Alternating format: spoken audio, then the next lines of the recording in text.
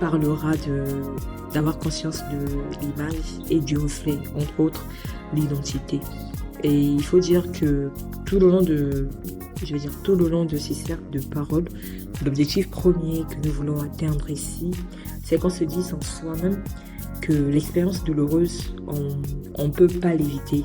On ne va pas programmer en tant que telle la vie et ses événements.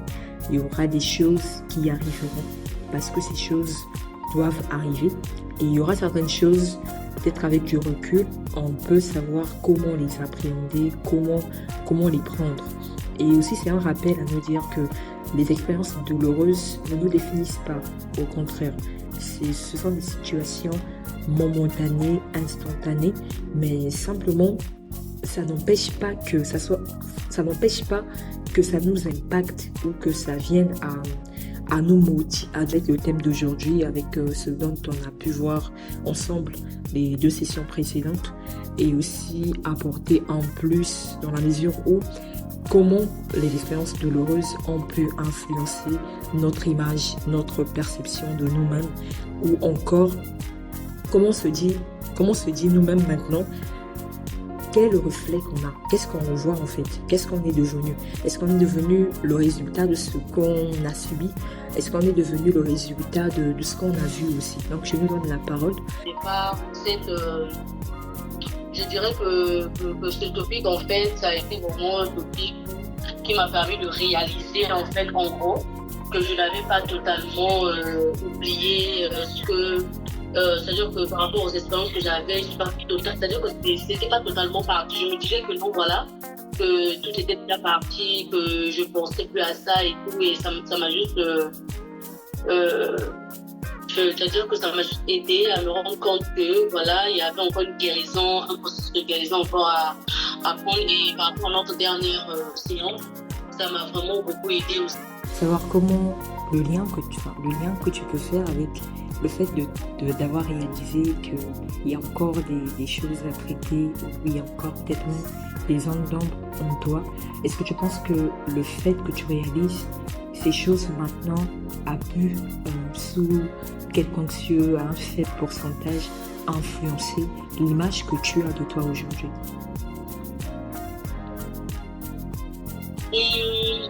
Bon, pour répondre à la question, si je comprends bien, en fait, c'est de voir en fait si cela peut influencer en fait par la façon de voir les choses de l'homme aujourd'hui, c'est ça? Plus ou moins, parce que tu parles justement de ce calque-là, c'est-à-dire qu'avant, tu te disais que tout allait bien, par exemple.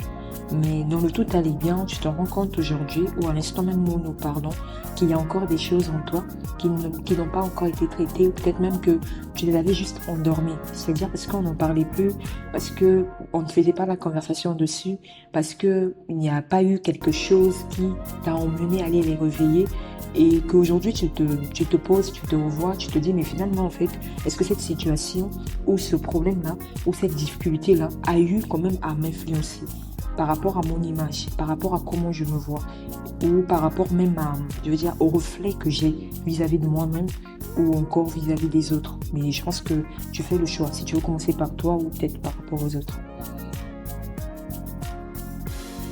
Par rapport à moi-même, je pense que ça a quand même beaucoup d'influence. Hein.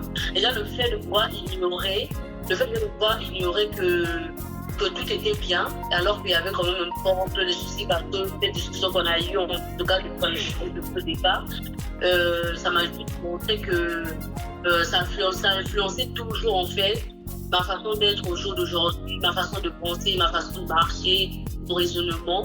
Mais c'est-à-dire que je dirais que ce processus en tout cas, bon, je dirais que c'est pas encore totalement, mais je pense que c'est encore un processus pour moi d'accepter le fait en fait, parce que je sais que par rapport à la dernière fois en fait, on a dit que non, bon, si je prends par exemple à l'occasion familial, que l'on a bien comprendre une famille, mais par exemple j'avais cette méfiance en fait, donc ouais, par exemple, j'ai compris par exemple, chez leur oncle, quelque chose comme ça et tout. Et pour moi en fait, il y a toujours ce truc là en fait de toujours avoir une méfiance et de ne pas laisser, par exemple, laisser ça partir. Donc voilà que je dirais que l'on voit le processus. Mais sinon, en fait, ouais, ça a dû influencer quand même ma façon d'être et tout. Mais je remercie parce que pour moi, en fait, je pense que la guérison est en train de venir, de sorte déjà de faire parce qu'il y a bien une grande partie qui a été faite et c'est juste une question d'achever en moi, je dirais que je n'ai... Bon, c'est vrai que j'ai vécu des choses assez difficiles, assez compliquées dans le passé, mais c'est quelque chose que j'ai eu à... C'est quelque chose que j'ai eu à, au jour d'aujourd'hui, à surmonter. C'est-à-dire que j'ai eu à accepter telles qu'elles sont, la vie telle qu'elles sont. Par exemple, le fait que mes parents se soient séparés et que j'ai pas vraiment vécu avec eux ensemble. Donc c'est quelque chose que dans le temps, c'est quelque chose qui me faisait mal. J'avais grandi avec beaucoup de quêtes, si je peux dire ça comme ça. Mais après, j'ai fini par comprendre que c'est la réalité et que les choses, voilà, c'est comme ça. Donc je dois prendre la vie telle qu'elle est, tu vois. Donc, vraiment, dans ce cadre-là, c'est ce que je pourrais en fait dire. Et c'est vrai que souvent, quand on se retrouve dans ce genre de situation, il y a toujours des impacts, il y a toujours, comment on appelle, c'est-à-dire que le résultat derrière n'est pas toujours positif, en fait. On se retrouve toujours dans des situations où on se dit, OK, pourquoi ça aurait été mieux si, par exemple, les parents étaient ensemble, si, par exemple, j'avais vécu comme ceci. Mais voilà, c'est la vie. Donc, voilà, donc c'était un peu ça. Mais dans mon contexte, à moi, je dirais que c'est quelque chose que j'ai surmonté au jour d'aujourd'hui. Ce qu'on peut retenir de cette première partie, de cette introduction, c'est que c'est vrai que les expériences douloureuses sont présentes, elles sont là. Qu'on le veuille ou non, il y a certaines personnes qui vont peut-être les surmonter un peu plus vite. C'est-à-dire que elles vont avoir peut-être conscience de se dire que bon, c'est un fait, il faut l'accepter et continuer son chemin. Mais il y a d'autres personnes qui vont peut-être culpabiliser. Et nous ici, en fait, on veut beaucoup voir l'image qu'on a de nous-mêmes. Est-ce que dans le fait de se dire, par exemple, que j'accepte la situation comme elle est, nous rend automatiquement responsables? Je prends l'exemple de, par exemple, la guérison.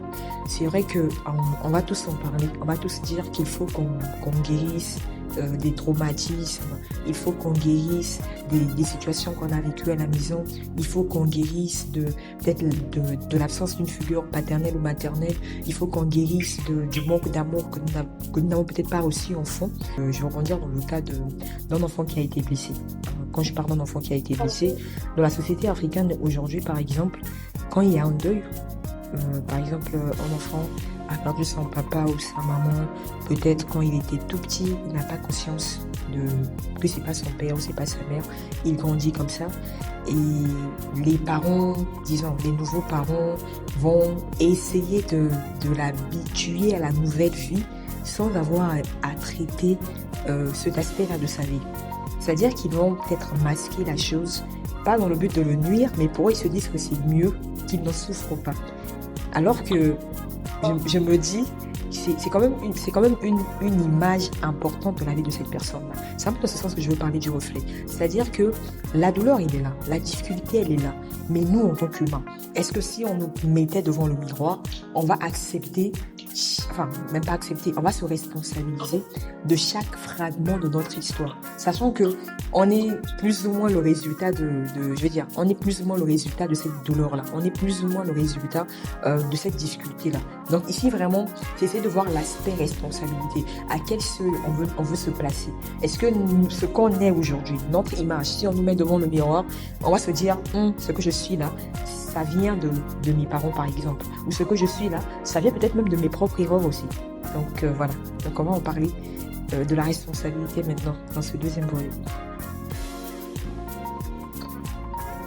Bon, en général, souvent on dit que ce que les enfants deviennent, c'est par rapport à l'éducation des parents, c'est par rapport à la vie. D'une manière, je dirais qu'ils n'ont pas tort, parce que l'enfant s'adapte à ce que les parents donnent, mais dans d'autres cas, on a toujours le choix. Tu vois. On a toujours le choix. Tu as le choix je dirais, tu as le choix en fait de t'adapter, tout comme tu as le choix en fait de prendre ton propre chemin, de voler quelque chose du genre. Donc je dirais pas forcément que les enfants, là, on doit prendre la responsabilité en tant que tel, mais je dirais que c'est partagé en fait.